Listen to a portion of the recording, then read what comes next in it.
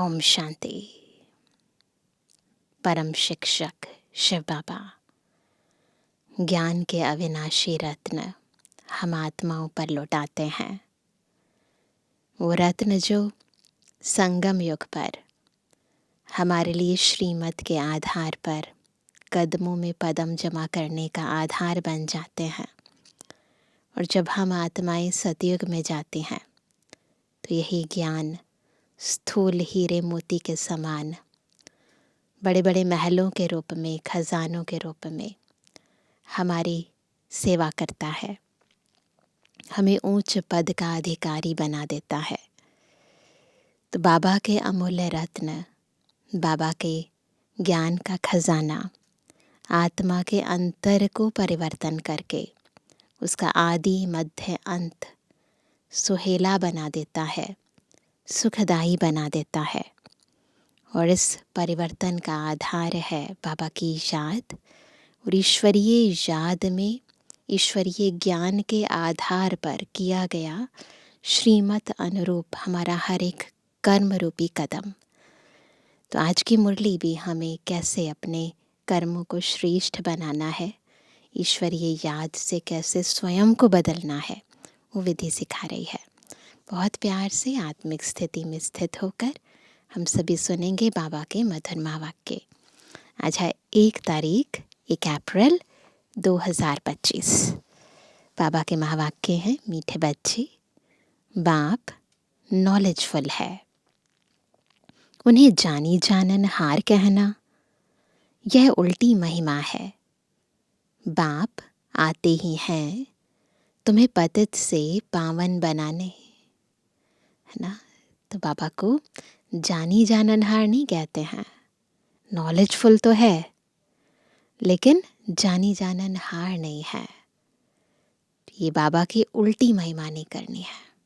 प्रश्न है, बाप के साथ साथ सबसे अधिक महिमा और किसकी है और कैसे? बाबा की महिमा तो अपरंपार है, तो बाबा के साथ और किसकी महिमा है इतनी ऊंची? उत्तर है, पहला, बाप के साथ भारत की महिमा भी बहुत है। भारत ही अविनाशी खंड है, भारत ही स्वर्ग बनता है। बाप ने भारतवासियों को ही धनवान, सुखी और पवित्र बनाया है। दूसरा, गीता की भी अपरम अपार महिमा है। सर्वशास्त्रमयी शिरोमणि गीता है। तीसरा, तुम चैतन्य ज्ञान गंगाओं की भी बहुत महिमा है। तुम डायरेक्ट ज्ञान सागर से निकली हो। तो बाबा के साथ और किस किस की महिमा है? भारत की, गीता की और ज्ञान गंगाओं की महिमा है। ओम शांति। ओम शांति का अर्थ तो नए व पुराने बच्चों ने समझा है। तुम बच्चे जान गए हो, हम सब आत्माएं परमात्मा की संतान हैं। परमात्मा ऊंच ते ऊंच और बहुत प्यारे ते प्यारा सभी का माशूक है।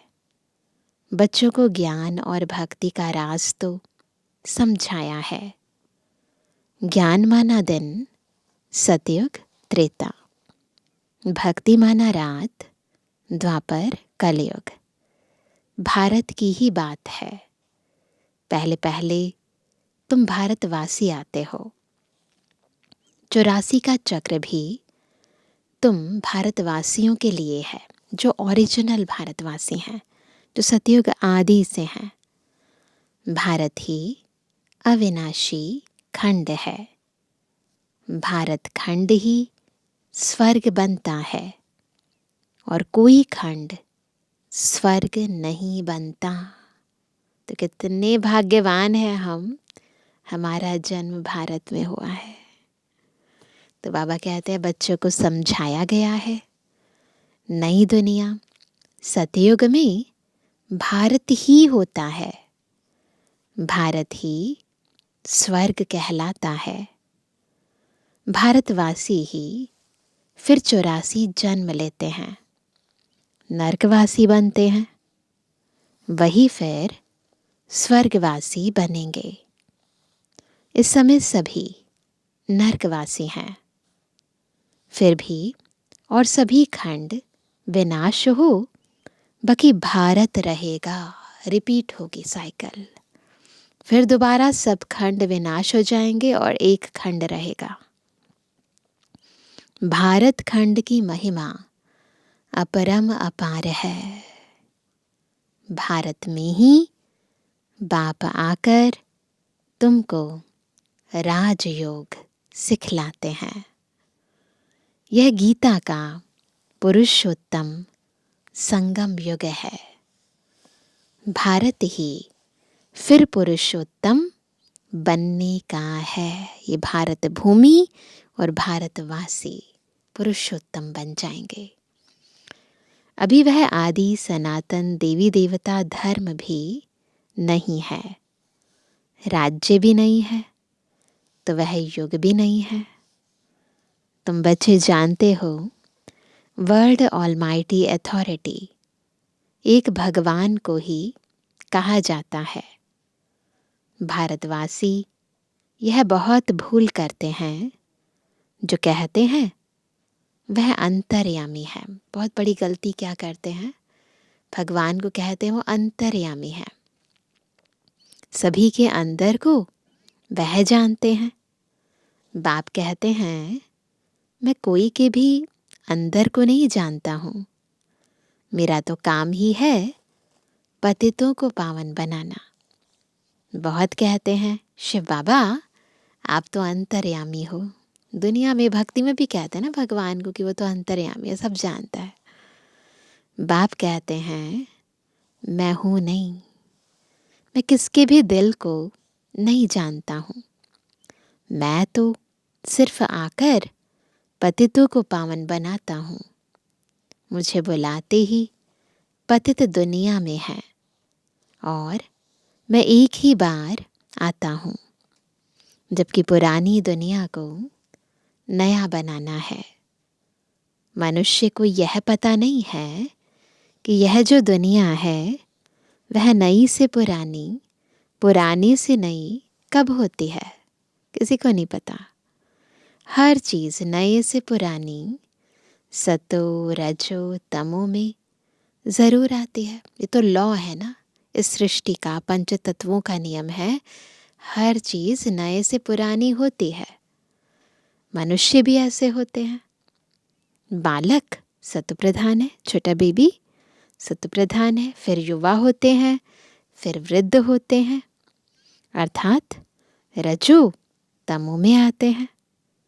बूढ़ा शरीर होता है तो वह छोड़कर फिर बच्चा बनेंगे।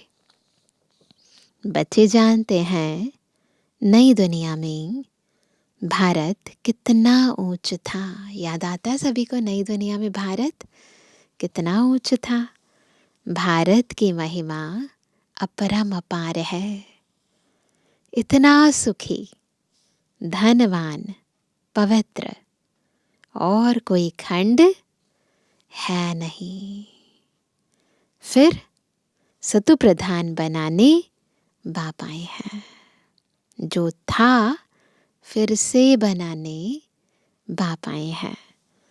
सतु प्रधान दुनिया की स्थापना हो रही है। त्रिमूर्ति ब्रह्मा विष्णु शंकर को क्रिएट किसने किया? ऊंचते ऊंच तो शिव है। कहते हैं त्रिमूर्ति ब्रह्मा। अर्थ तो समझते नहीं त्रिमूर्ति ब्रह्मा का क्या अर्थ है। वास्तव में कहना चाहिए त्रिमूर्ति शिव, न कि ब्रह्मा। अब गाते हैं देव देव महादेव। शंकर को ऊंच रखते हैं तो त्रिमूर्ति शंकर कहे ना, फिर त्रिमूर्ति ब्रह्मा क्यों कहते हैं, है ना। त्रिमूर्ति शंकर कहे ना, त्रिमूर्ति लेकिन ब्रह्मा कहते हैं। शिव है रचयिता, गाते भी हैं परमपिता परमात्मा ब्रह्मा द्वारा स्थापना करते हैं ब्राह्मणों की, है ना। भक्ति मार्ग में भी गायन है शिव महापुराण में कि शिव परमात्मा ने ब्रह्मा द्वारा सृष्टि की रचना की ओम की ध्वनि से। तो ज्ञान मार्ग में तो बाबा स्पष्ट बताते हैं, करके दिखाते हैं, परंतु भक्ति में भी गायन है। भक्ति मार्ग में नॉलेजफुल बाप को जानी जाननहार कह देते हैं। अब वह महिमा अर्थ सहित नहीं है। तुम बच्चे जानते हो, बाप द्वारा हमें वर्षा मिलता है। वह खुद हम ब्राह्मणों को पढ़ाते हैं, क्योंकि वह बाप भी है, सुप्रीम टीचर भी है। वर्ल्ड की हिस्ट्री, ज्योग्राफी कैसे चक्र लगाती है वह भी समझाते हैं। वही नॉलेजफुल है। बाकी ऐसे नहीं कि वह जानी जाननहार है, यह भूल है। मैं तो सिर्फ आकर पतितों को पावन बनाता हूँ। तो बाबा कहते हैं लोगों के अंतर मन को जानना ये मेरा काम नहीं है, आत्मा को पतित से पावन बनाना ये मेरा काम है। 21 जन्म के लिए राज्य भाग्य देता हूँ। भक्ति मार्ग में है अल्पकाल का सुख, जिसको सन्यासी हठ योगी जानते ही नहीं। ब्रह्म को याद करते हैं। अब ब्रह्म तो भगवान नहीं, तत्व है ना, वो तो एलिमेंट है। भगवान तो एक निराकार शिव है, जो सर्व आत्माओं का बाप है। हम आत्माओं के रहने का स्थान ब्रह्मांड स्वीट होम है। वहाँ से हम आत्माएं बिल्कुल विजुलाइज करेंगे बुद्धि में, वहाँ से हम आत्माएं यहाँ पाठ बजाने आते हैं। आत्मा परम धाम से इस सृष्टि रंगमंच पर पाठ बजाने आती है। आत्मा कहती है हम एक शरीर छोड़ दूसरा तीसरा लेती हूँ। 84 जन्म भी भारतवासियों के ही है ना। और किसी, जब वहाँ पर लैंड ही नहीं थी, है ना, स्थान ही नहीं था, वो देश ही नहीं था, तो 84 जन्म कैसे होंगे।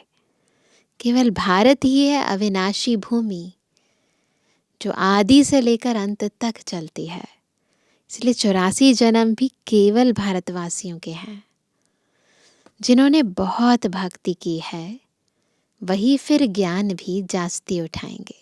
तो डेफिनेटली वही आत्माएं भक्ति भी स्टार्ट करती हैं। बाप कहते हैं गृहस्थ व्यवहार में भल रहो, परंतु श्रीमत पर चलो। तुम सभी आत्माएं आशिक हो एक परमात्मा माशूक की।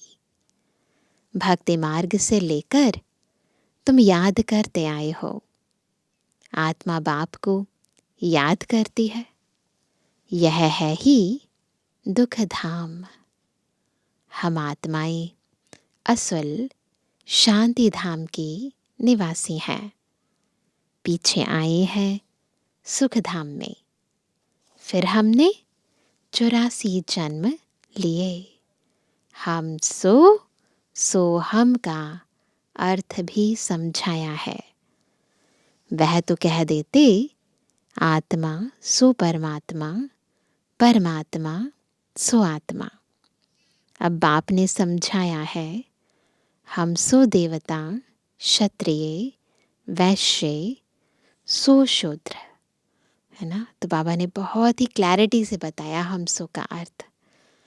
अभी हम सो ब्राह्मण बने हैं। हम ही आत्माएं इस सृष्टि रंगमंच पर अलग अलग किरदार, अलग अलग वर्णों में आकर निभाती आई हैं। तो अभी हम सो ब्राह्मण बने हैं सो देवता बनने के लिए। यह है यथार्थ अर्थ। वह है बिल्कुल रॉन्ग जो शास्त्रों में लिखा है और दुनिया वाले बताते हैं। सतयुग में एक देवी देवता धर्म अद्वैत धर्म था। पीछे और धर्म हुए हैं तो द्वैत हुआ है। तभी तो द्वापर आया ना, 2 पुर हो गए। द्वापर से आसुरी रावण राज्य शुरू हो जाता है। सतयुग में रावण राज्य ही नहीं तो 5 विकार भी नहीं हो सकते। वह है ही संपूर्ण निर्विकारी। अभी तुम हो गॉडली स्टूडेंट। किसके स्टूडेंट है? बाबा के। तो यह टीचर भी हुआ, फादर भी हुआ। फिर तुम बच्चों को सदगति दे स्वर्ग में ले जाते हैं। तो बाप, टीचर, गुरु तीनों हो गया। तो बाबा भी है, टीचर भी है और फिर गुरु बनकर ले भी जाते हैं। उनके तुम बच्चे बने हो तो तुमको कितनी खुशी होनी चाहिए, है ना। मनुष्य तो कुछ भी नहीं जानते। रावण राज्य है ना, विकारों का इतना बड़ा राज्य है आत्मा के ऊपर, है ना, कि खुश होने ही नहीं देता है रावण। हर वर्ष रावण को जलाते आते हैं, परंतु रावण है कौन यह नहीं जानते। तुम बच्चे जानते हो। क्या जानते हैं? यह रावण भारत का सबसे बड़ा दुश्मन है। यह नॉलेज तुम बच्चों को ही नॉलेजफुल बाप से मिलती है। वह बाप ही ज्ञान का सागर, आनंद का सागर है। ज्ञान सागर से तुम बादल भरकर फिर जाए वर्षा बरसाते हो। ज्ञान गंगाएं तुम हो, तुम्हारी ही महिमा है। बाप कहते हैं मैं तुमको अभी पावन बनाने आया हूं। यह एक जन्म पवित्र बनो। बाबा केवल हमें कहते हैं ये पुरुषोत्तम संगम युग का जो जन्म है, ये एक जन्म पवित्र बनो, मुझे याद करो, तो तुम तमो प्रधान से सतु प्रधान बन जाएंगे। पवित्र कैसे बनना है? बाबा को याद करके। मैं ही पतित पावन हूं। जितना हो सके याद को बढ़ाओ। याद बढ़ाते जाएंगे, आत्मा पावन बनती जाएगी। मुख से शिव बाबा कहना भी नहीं है ना। कोई एफर्ट्स, कोई मेहनत नहीं कराते, शारीरिक मेहनत नहीं कराते। जैसे आशिक माशूक को याद करते हैं, एक बार देखा बस फिर बुद्धि में उनकी ही याद रहेगी। भक्ति मार्ग में जो जिस देवता को याद करते, पूजा करते, उसका साक्षात्कार हो जाता है। होता है ना भक्ति मार्ग में। वह है अल्पकाल के लिए। भक्ति करते नीचे उतरते आए हैं। अब तो मौत सामने खड़ा है। अब भक्ति का समय नहीं है, भक्ति से वैराग्य का समय है। मौत सामने खड़ा है। हाय हाय के बाद फिर जय जयकार होनी है। भारत में ही रक्त की नदी बहनी है। सिविल वॉर के आसार भी दिखाई दे रहे हैं। तमो प्रधान बन गए हैं, अब तुम सतु प्रधान बन रहे हो। दिख रहा है ना अभी तो सीन। जो कल्प पहले देवता बने हैं वही आकर बाप से वर्षा लेंगे। कम भक्ति की होगी तो ज्ञान थोड़ा उठाएंगे, फिर प्रजा में भी नंबरवार पद पाएंगे। अच्छे पुरुषार्थी श्रीमत पर चल अच्छा पद पाएंगे। मैनर्स भी अच्छे चाहिए, दैवी गुण भी धारण करने हैं। वह फिर 21 जन्म चलेंगे। अभी है सबके आसुरी गुण। आसुरी दुनिया, पतित दुनिया है ना। तुम बच्चों को वर्ल्ड की हिस्ट्री, ज्योग्राफी भी समझाई जाती है। बाबा ने हमें सारे विश्व की, वर्ल्ड की हिस्ट्री भी बताई है ना। सबसे पहले क्या था और अब क्या हो गया, और ज्योग्राफी भी बताई है। पहले समुद्र कितना था, पानी कितना था, और भूमि कहाँ थी, और अब क्या हो गया है, पंच तत्व कैसे थे, अब तत्व कैसे हैं। तो हिस्ट्री भी बताई है और ज्योग्राफी भी बताई है। तो तुम बच्चों को वर्ल्ड की हिस्ट्री ज्योग्राफी भी समझाई गई है। इस समय बाप कहते हैं याद करने की मेहनत करो तो तुम सच्चा सोना बन जाएंगे। सतयुग है गोल्डन एज, सच्चा सोना। फिर त्रेता में चांदी की एलॉय पड़ती है, कला कम होती जाती है। अभी तो कोई कला नहीं है। जब ऐसी हालत हो जाती है तब बाप आते हैं। यह भी ड्रामा में नोंद है।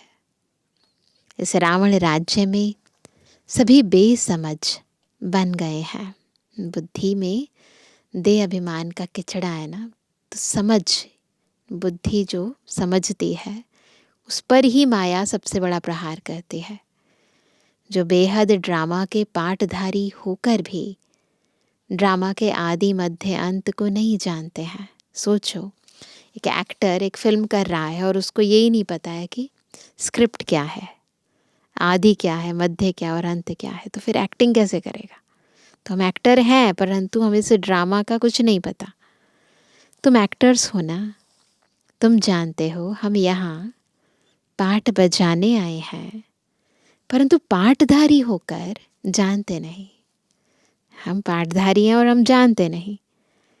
तो बेहद का बाप कहेंगे ना कि तुम कितने बेसमझ बन गए हो। अब मैं तुमको समझदार हीरे जैसा बनाता हूँ। फिर रावण कौड़ी जैसा बना देता है। मैं ही आकर सबको साथ ले जाता हूँ।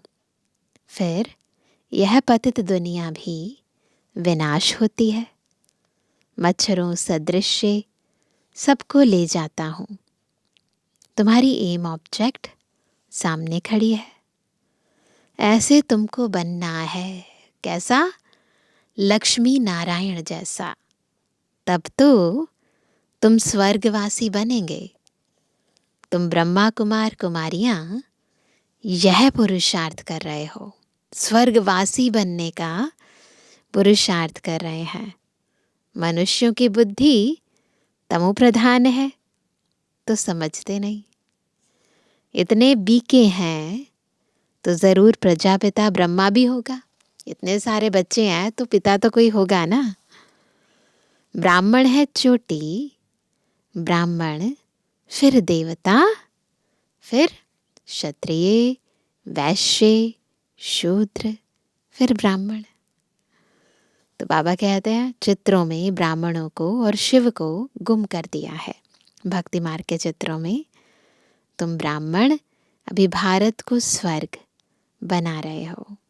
अच्छा, मीठे मीठे सर्व से एबल आज्ञाकारी बच्चों पर माता पिता बाप दादा का याद। Good morning. रूहानी बाप की रूहानी बच्चों को नमस्ते। रूहानी बच्चों की रूहानी बाप दादा को गुड मॉर्निंग, नमस्ते नमस्ते नमस्ते बाबा। धारणा के लिए मुख्य सार पहला, ऊंच पद के लिए श्रीमत पर चल अच्छे मैनर्स धारण करने हैं। क्या करना है? श्रीमत पर चलकर अच्छे मैनर्स धारण करने हैं। दूसरा, सच्चा आशिक बन एक माशूक को ही याद करना है। जितना हो सके याद का अभ्यास बढ़ाते जाना है। वरदान है निमित्तपन की स्मृति से माया का गेट बंद करने वाले डबल लाइट भव। कैसे बनेंगे डबल लाइट? जब कैसी भावना हो कि मैं निमित्त हूँ, बाबा करा रहा है ना, और फिर जब मैं निमित्त हूँ, बाबा करा रहा है, तो माया थोड़ी ना आएगी, फिर गेट बंद हो जाएगा माया का।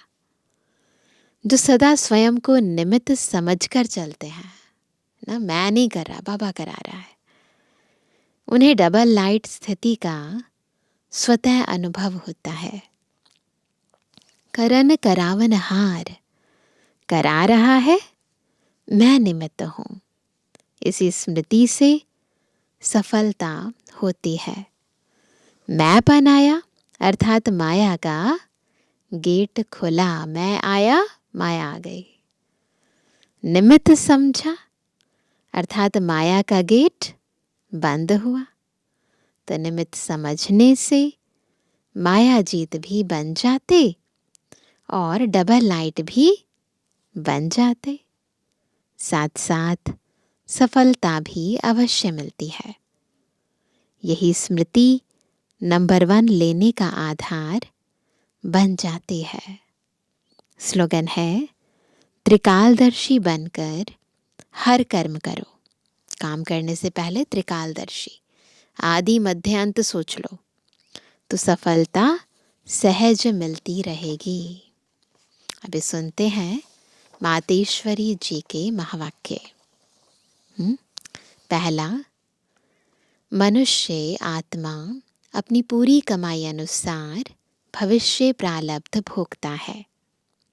देखो, बहुत मनुष्य ऐसे समझते हैं हमारे पूर्व जन्मों की अच्छी कमाई से अभी यह ज्ञान प्राप्त हुआ है, परंतु ऐसी बात है ही नहीं।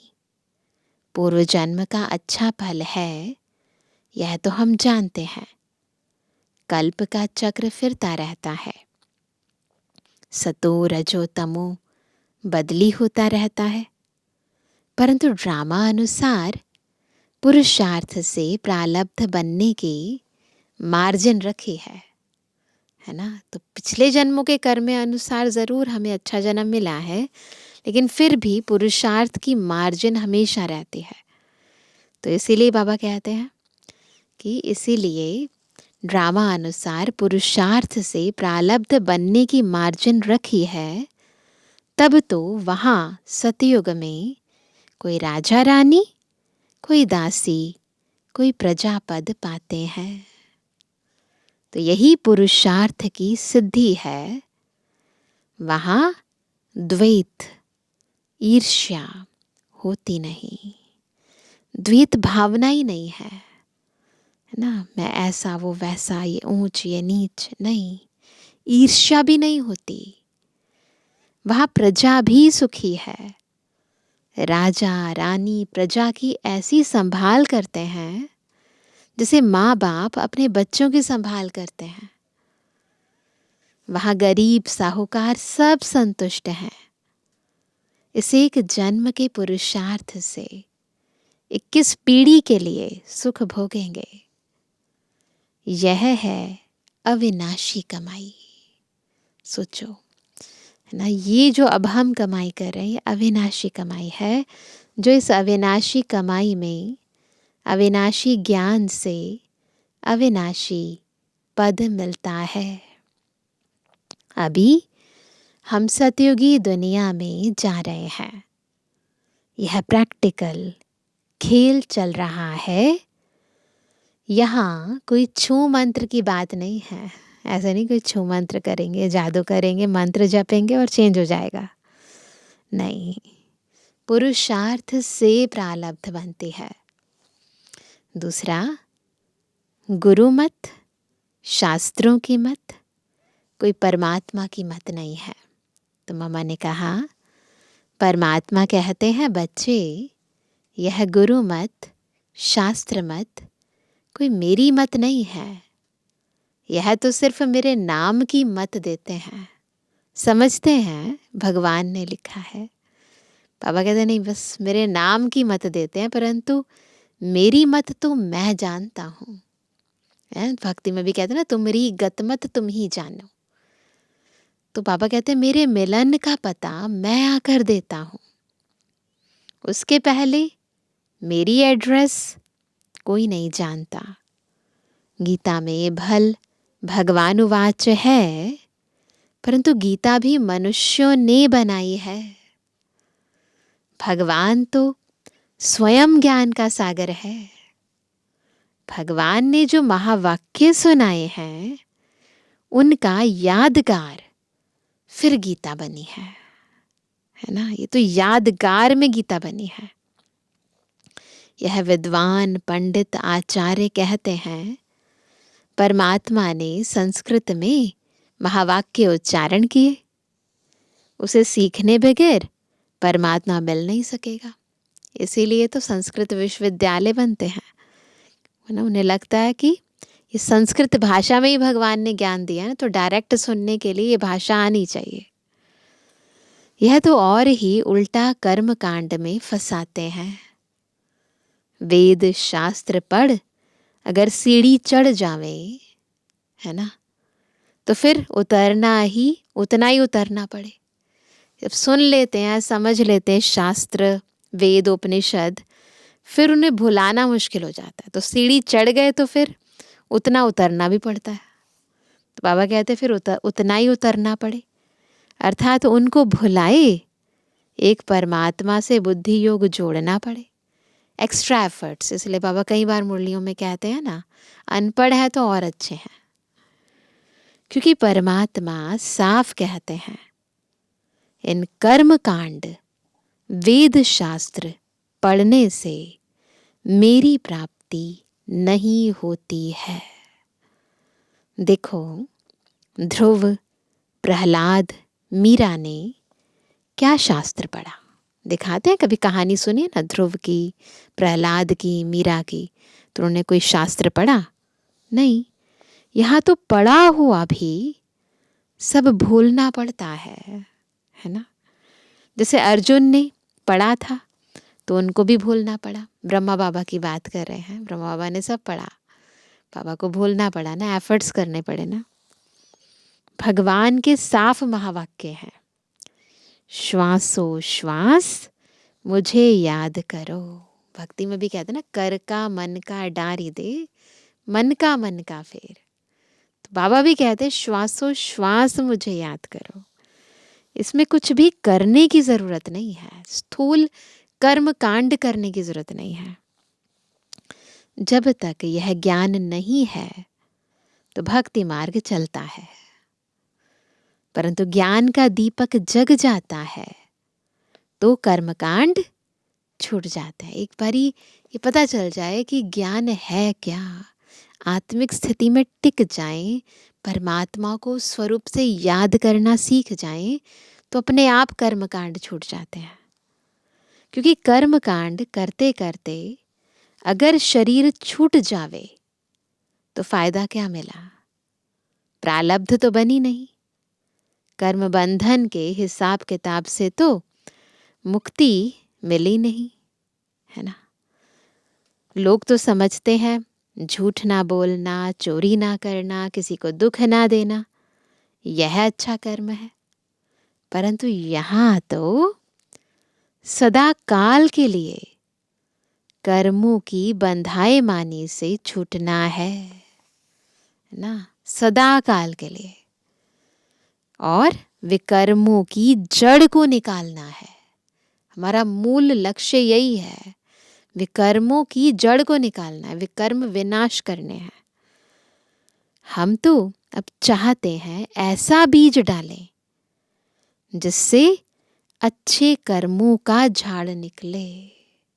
अब न केवल विकर्मों के बीज को खत्म करना, अपितु अपने इस जन्म के सत्कर्मों से ऐसा बीज बोना है, कर्म का बीज ऐसा बोना है जिससे फिर अच्छे कर्मों का झाड़ निकले, एक नया झाड़, है ना, जिसमें सब अकर्मी हो, है ना, सभी सतयुग के निवासी देवी देवता हो।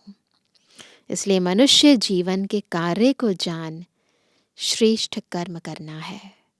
अच्छा, ओम शांति। अभी सुनते हैं आज का व्यक्त इशारा। कंबाइंड रूप की स्मृति से सदा विजयी बनो। शिव शक्ति का अर्थ ही है कंबाइंड। बाप और आप दोनों को मिलाकर कहते हैं शिव शक्ति। तो जो कंबाइंड है उसे कोई अलग नहीं कर सकता। यही याद रखो कि हम कंबाइंड रहने के अधिकारी बन गए। पहले ढूंढने वाले थे और अभी साथ रहने वाले हैं। यह नशा सदा रहे। तो सदा शिव शक्ति कंबाइंड स्वरूप, इसका अभ्यास करना है। अच्छा, ओम शांति।